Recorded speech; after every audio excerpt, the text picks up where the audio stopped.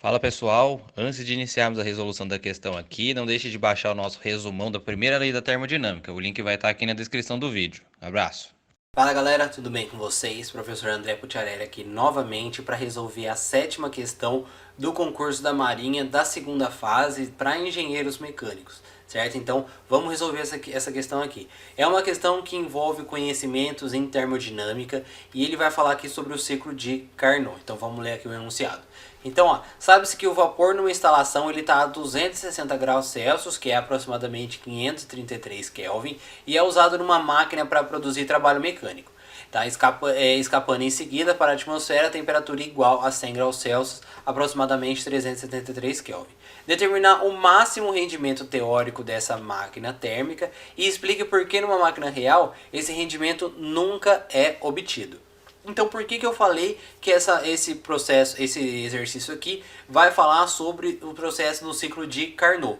Porque o rendimento máximo teórico obtido entre dois reservatórios térmicos vai ser obtido se for utilizado o ciclo de Carnot. E como que é esse ciclo de Carnot? A gente vai dar uma relembrada nele aqui nesse exercício. Então, como foi dado para a gente, nós vamos ter dois reservatórios térmicos. Um quente, que vai estar a 260 graus Celsius ou 533 Kelvin, e o de baixa temperatura vai ser a 100 graus Celsius ou 373 Kelvin. Tá? Então, o ciclo de Carnot, o que acontece dentro dele? Nós temos então aqui um diagrama PV, tá? Então no ciclo de Carnot eu vou ter uma expansão e uma compressão isotérmica, ou seja, a temperatura constante, só que o mais importante aqui vai ser essa compressão adiabática e essa expansão adiabática. Por quê? Porque essa compressão e expansão, elas acontecem de forma reversível.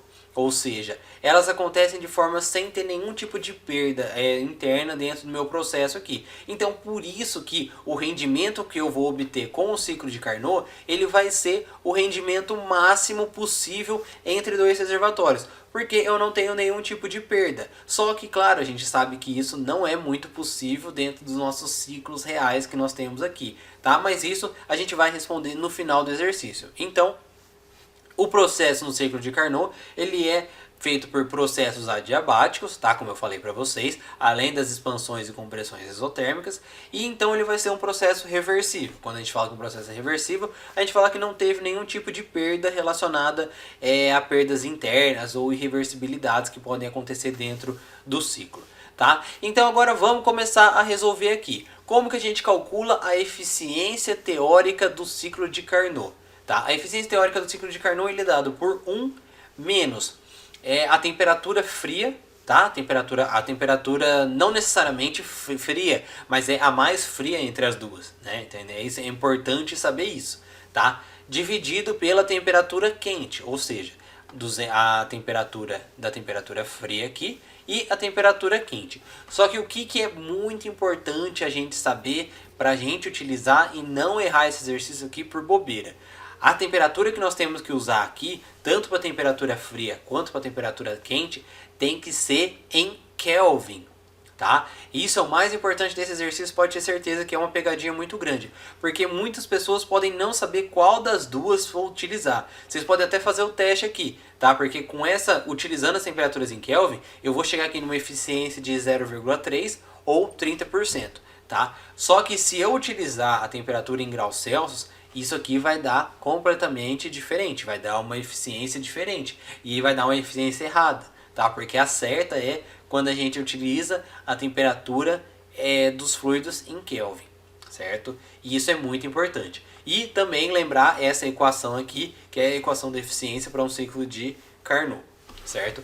E aí lá vem aquela pergunta do enunciado: por que a gente nunca consegue essa eficiência aqui se a gente estiver trabalhando entre esses dois reservatórios? Por que se a gente tivesse um ciclo real nós nunca iríamos conseguir? Tá? E aí vem a resposta básica e fácil, só que muita gente não entende. Devido às perdas. Tá? Devido às perdas o que? Não necessariamente perda de calor ou perda ou queda de pressão, mas sim perdas e irreversibilidades dentro do processo. Atritos internos ou trocas de calor acontecendo entre temperaturas finitas, certo? Então, várias coisas podem acontecer dentro do nosso processo aqui do ciclo de Carnot para que ele não seja mais um ciclo de Carnot, ou seja, para que a gente tenha irreversibilidades. Então, por que ele nunca é obtido? Por causa das inúmeras perdas que podem acontecer dentro de um processo termodinâmico.